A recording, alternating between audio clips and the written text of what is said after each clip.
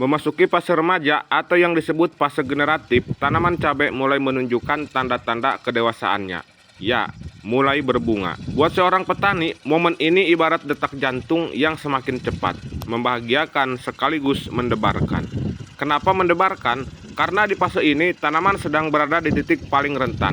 Salah sedikit dalam perawatan, baik itu pemupukan, penyemprotan, atau sekedar pengaturan air, bisa membuat bunga rontok dan gagal jadi buah. Dan hasilnya panen pun bisa ambyar. Itulah sebabnya fase generatif ini sering disebut sebagai fase penentu. Kalau nutrisi tepat, kelembaban juga terjaga, hama terkendali, maka bunga akan berkembang menjadi buah yang sehat dan lebat. Tapi kalau kita lengah, semua kerja keras sejak awal tanam bisa sia-sia.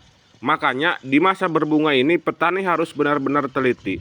Pemupukan harus disesuaikan. Jangan sampai tanaman kekurangan kalium dan boron. Pengendalian hama pun harus lebih disiplin karena serangan kecil saja bisa berakibat fatal. Fase generatif adalah ujian kesabaran, ketelitian, dan kesungguhan seorang petani cabai. Dan siapa yang berhasil melewati fase ini dengan baik, insya Allah panen besar sudah menunggu di depan mata. Jadi, fase berbunga ini bukan sekedar indah dipandang, tapi juga fase penuh tantangan. Disinilah kerja keras, ilmu, dan kesabaran seorang petani benar-benar diuji. Kalau bisa melewati fase kritis ini dengan baik, hasilnya bukan hanya tanaman yang berbuah lebat, tapi juga kepuasan batin yang tidak ternilai. Karena setiap bunga yang bertahan adalah harapan akan panen yang melimpah.